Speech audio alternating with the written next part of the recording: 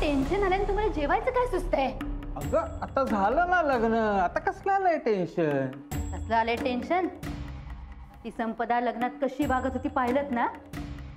सगळ्यांच्या लक्षात आलं असेल, तिच्या आई वडिलांच्या लक्षात आलं नसेल. हो, तो प्रश्न मलाही पडला ललिता. वसंतराव जर खोदून खोदून विचारलं ना तर काय होईल कोण जाणे.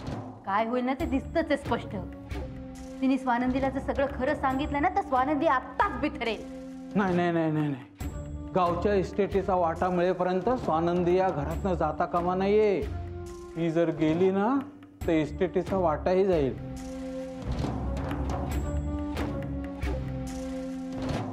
त्याचंच टेन्शन आलंय मला. काहीतरी करायला हवं.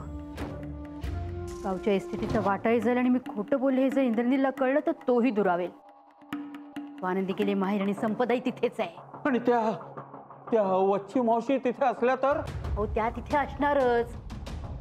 या घराच्या प्रकरणात ना पुरेपूर छळले त्यांनी आपल्याला. आणि संपदाचं प्रकरण कळलं ना तर जिणं मुश्किल करतील आपलं त्या. अरे बापरे, एकाहून एक प्रश्न पडतायत आणि एकाही प्रश्नाचं उत्तर नाहीये. नाही नाही ललिता, पण हा डाव आपल्या हातून जाता कामा नाहीये. गुंता करून ठेवलाय खरं आपण, पण त्याचा कंट्रोल आपल्या हाती राहणं गरजेचं आहे. हो, आणि सध्या संपदा आणि स्वानंदी एकमेकींबरोबर जास्त वेळ राहणं आपल्यासाठी धोक्याचं आहे. आपण जाऊन त्यांना घेऊन येतो जरा. ए ललिता, अगं पण तिकडे जायला आपण कारण काय सांगायचं? काय कारण सापडतो? तुम्ही गाडी काढा आधी. चला. अहो चला. हो चला.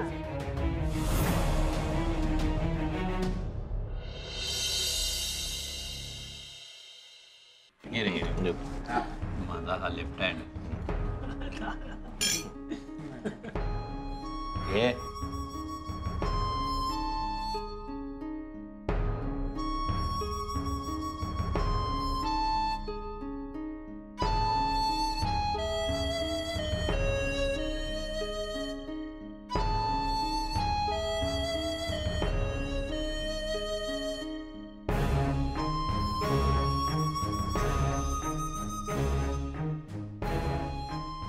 घे.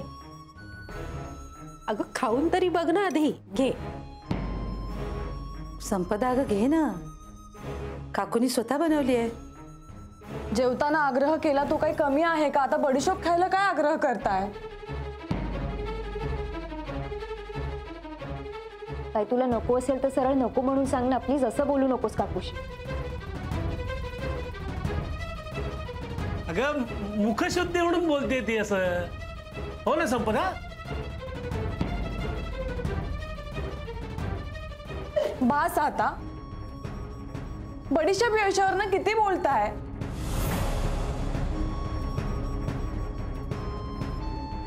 नाही, मग तुला दुसऱ्या कुठल्या विषयावर बोलायचंय का? काय महेशराव? हा, मी काय बोलू बाबा? तू तर काय बोलूच नको.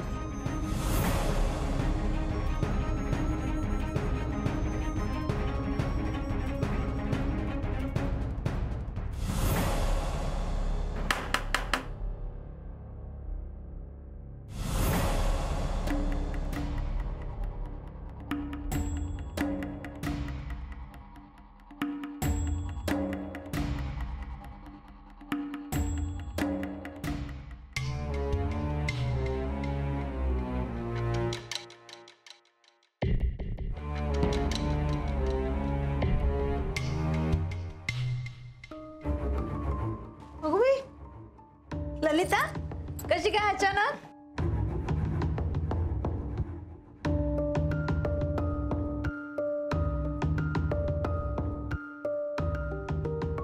वच्ची मावशी, विहीण आहे मी या घरची. कधीही येऊ शकते. हो ना आजी? हो ना, तुम्ही विहीण बाई आणि ही वच्ची मुलगी, त्यामुळे तुम्ही दोघी कधीही हक्काने इथे येऊ शकता. बरं कळलं ना वच्ची मावशी? कधीही येऊ शकते. कळलं. ललिता ताई या ना. हो. माधवराव या. आई अचानक आलीस तू? अरे आज तू गाडी ड्राईव्ह नाही ना करू शकणार, म्हटलं दोघांनी घरी घेऊन जावं. नवी नवरी आहे बरोबर.